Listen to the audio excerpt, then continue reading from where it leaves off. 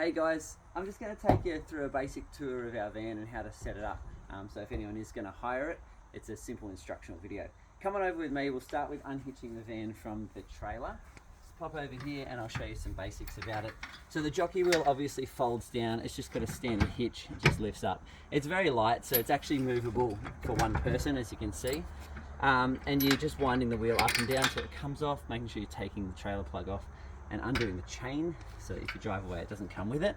We've just got this little box down here. Inside this box is just some tie down straps for the awning and some other ratchet straps and bits and pieces that you might need, and a gas bottle that runs the fridge, as you can see here. And just in the front here is where the winder goes in to wind the roof up. So we're going to start with lifting up each ratchet, and we'll go through the whole setup. So this just comes up. You might find sometimes you need to pull it down to release the latch. We'll go to the next one. Release the latch. Off it comes. Down to the back. Release the latch. And the fourth latch. Just like so, and they come off. So then we'll go and get the winder.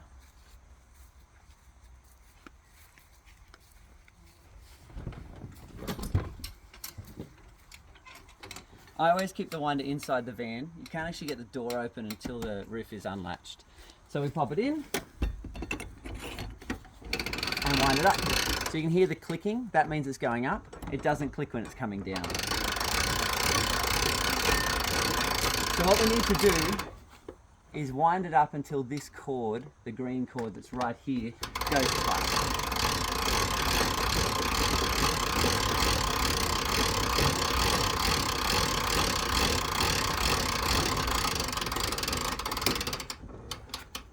Just like so.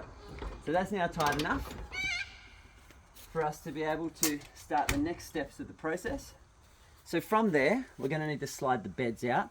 Obviously you won't have a car so close to the end, so that'll make it a bit easier. So first up, pull the beds out. They might take a bit of oomph, and then just gently tuck these over.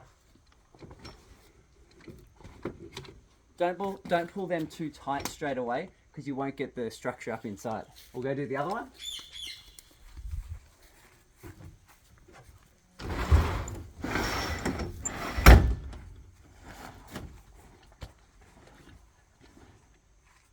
It's really important to remember not to hop on the beds until we put the stabilizers up.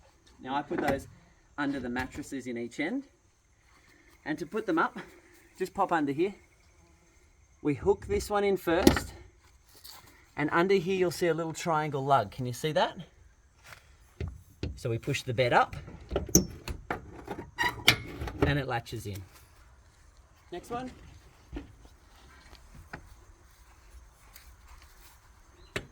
Latch it in, push the bed up, and it locks in. Now while we're here at this end, under that mattress is this winder as well, which, as you'll see down here, is to release the stabilizer legs. So we unfold this and wind them down. So there's one on each side. They're only on the back ends, and you do them up nice and tight so they push into the ground. And I won't do the other side, but you get the gist of that one. So then we'll pop around the other end and do the same thing with the bedding. So make sure you get your poles that are under the mattress. Same thing, they go into the lug and up into the little V that's down here.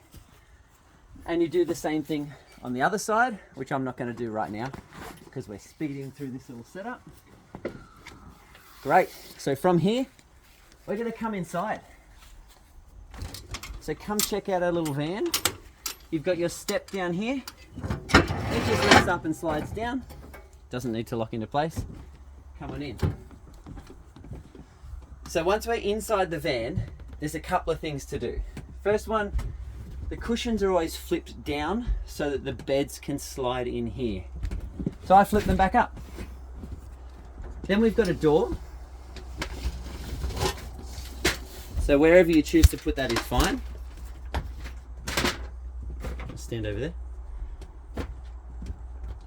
So when you're setting the door up, you'll see it'll only go one way, and make sure the door is shut first. You put it on, it's got some little lugs that go in there, like so. And you can see up here there's just a little latch. Now that clicks down and locks into place. Might take a little bit of wiggling, but that's fine. The next thing is you'll see that there's Velcros here. I find these easiest to seal up from the outside. Can you see those? Generally they're easier to do from the outside. But that seals the door and makes sure there's no mozzies. You've got zippers for all of your windows, so they all open up. It's lovely and airy. The next thing that we need to do, and if you just jump over here, is that in this giant one, which is actually a bed, I keep wheel chocks, which are really important to put underneath your wheels. There's also a hose here, which is always handy just to have around. And in the next one, you'll find camping chairs and a sandproof mat down the bottom there. Awesome. Simple setup of the bed there. It slides out and slides into place. Now the next step is to put up these little awnings here. So what we do under the end of the mattress is the next pole. And if you lift this up, you'll see that there's a metal frame up inside here. Can you come in to see that? We connect the end of the pole with the metal frame, and then this end, take a step back, locks up into this section. Up, in, done. Next side. Exactly the same thing. Under here is the metal frame. Slips into the pole, up, in, locks in. So from there, you're pretty well set up. We have got a fridge in here. So if you point down here, you'll see this. It's usually locked for traveling, which is a very good idea. So it unlocks and opens up. Okay, as you can see, just nice and simple. Lighting the fridge is one of the trickiest parts, but it's not too bad. So when we're looking in here, it's probably easy to see with the door open. You've got a selector on the top of the fridge. Can the camera read that? See how it says gas at the moment? You can flick it over to electric if you're staying in a van park. Otherwise, flick it to gas, put the thermostat about halfway, and then to light, we hold the yellow and click. And you've got a little indicator here. It's hard to see in the daytime, but eventually it clicks, lights up. You stay holding the yellow button for about 10 seconds after it's lit, and just check it every now and then that it lit up, but it's usually pretty good. If you're hiring our van, I'll make sure it's on for you before you go. So we've got water in the sink. It's just a simple old pump tap. Works just like so. If you do run out of water in there, the refiller, it's just in here. It's a simple jerry can setup. So you just unscrew the lid, take the jerry can out, fill it up, put it back in. There's actually 2 jerry cans that can fit in here. That's always handy. That goes back in. So we'll supply you with bits and pieces, knives, forks, spoons if you need them, some cooking gear, some lights that we like to keep in here that click up into the roof if you come up with me.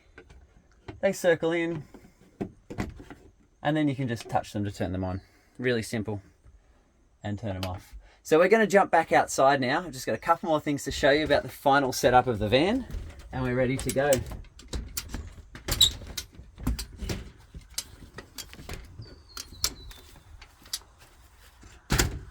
So the last things to think about are just out here. So around here you'll find an elastic, as you can see, and we just need to loop that onto here. It goes all the way around, and there's lugs all the way underneath on both ends. The reason for that is that it just seals the ends of the canvas down so that the water runs off and down here. And then we're pretty much ready to go. We'll take a step back and have a little look at our camper. There we go. So that's how it is set up. Sorry, just don't forget these little guys that Velcro up here to keep your mozzies out. And that's it. It's ready to go. So we hope you have a really good trip. To pack it down, make sure you just reverse this video in the steps. I'll leave you a little printout of that as well.